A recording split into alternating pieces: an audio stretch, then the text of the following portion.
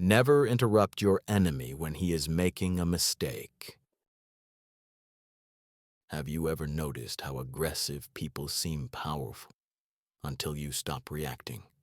They raise their voice, they interrupt, they invade your space, they try to dominate the frame, and most people either fight back or shrink.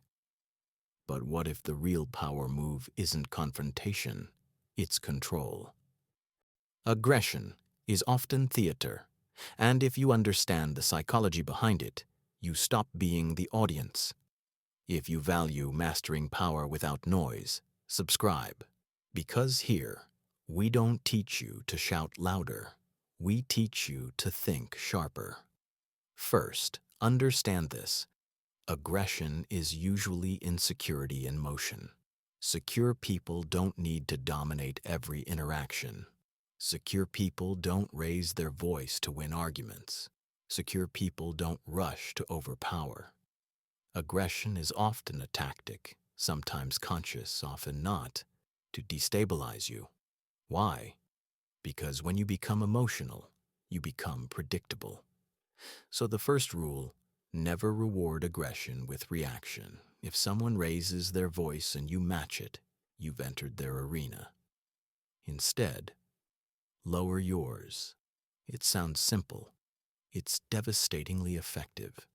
When someone escalates and you decelerate, the psychological contrast exposes them. Imagine a meeting. One person slams the table, says, "This is ridiculous." Everyone tenses. Then you calmly respond, "Let's look at the numbers. Now who looks stable?" Second, use silence strategically. Aggressive people expect resistance. They're prepared for debate. They're ready for emotional pushback. What they're not prepared for is silence. When someone insults you, pause. Look at them. Say nothing. Silence forces self-awareness. It creates social discomfort. It shifts attention back onto the aggressor. Often they will fill the silence by justifying themselves, and in doing so, weaken their own position. Silence is not weakness. It's pressure. Third, ask questions instead of making statements. Aggression thrives on opposition. If they say, "Your idea makes no sense," don't defend immediately. Ask, "Which part specifically concerns you?" Now the energy shifts. They must articulate. They must think.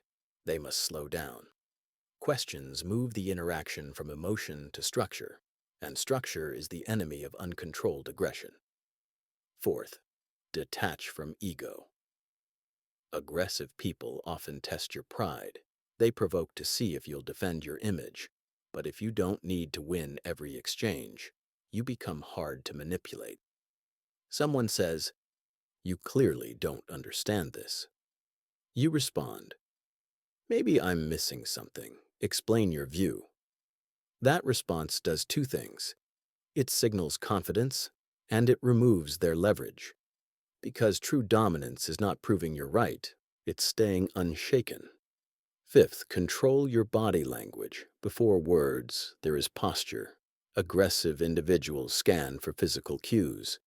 If you shrink, cross your arms defensively, look down, fidget, they escalate. Instead, stand still. Relax your shoulders, slow your breathing. Maintain calm eye contact, not challenging, not submissive, neutral. Neutrality confuses aggression because they can't categorize you as prey or threat. Sixth, set boundaries without emotional charge. You don't need to attack to assert yourself. If someone interrupts repeatedly, don't say, "Stop interrupting me." Say calmly, "Let me finish." If they speak disrespectfully, don't insult back. Say, "I'm open to discussion, not disrespect." Short, controlled, clear. Aggression feeds on drama. Don't provide it. Seventh, redirect attention to consequences. Aggressive personalities often act impulsively. They focus on dominance, not outcomes. When you calmly point to consequences, you shift the battlefield. Instead of arguing emotionally, say, "If we handle it that way." Here's what might happen. You're not opposing them. You're forecasting reality, and reality has more authority than emotion. Eighth, never escalate publicly if you can neutralize privately.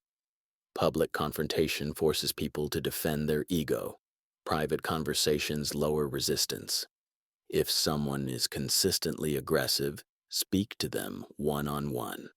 Calmly say, "I've noticed tension in our interactions. What's driving it?" Now you've moved from battlefield to negotiation table, and most aggression weakens when observed directly. Ninth, recognize when aggression is strategic, not emotional. Some people use aggression deliberately to dominate negotiations, meetings, or relationships. In those cases, your goal is not to win verbally, it's to control timing. Slow the pace. Request clarification. Delay decisions. Aggression depends on speed. Strategy depends on patience. When you slow the interaction, you remove their momentum. 10th, know when to disengage. Not every battle deserves strategy. If someone is chronically volatile, irrational, or abusive, the highest form of intelligence may be distance. Machiavelli understood something critical. Power is preserved through positioning. Sometimes the smartest move is not confrontation, but removal. You don't outsmart aggression by enduring unnecessary damage. You outsmart it by choosing environments wisely. Now let's address something deeper. Why does this matter? Because most people think strength equals loudness, but history shows the opposite. The most dangerous leaders in history were not the loudest in the room. They were the most composed. They observed longer. They reacted slower. They spoke less, but with precision. Aggression is visible. Control is invisible. And invisible power is harder to counter. Ask yourself, when someone pressures you, do you rush? When someone criticizes you, do you defend instantly? When someone dominates a conversation, do you compete for volume? Or do you calculate? Because here's the truth.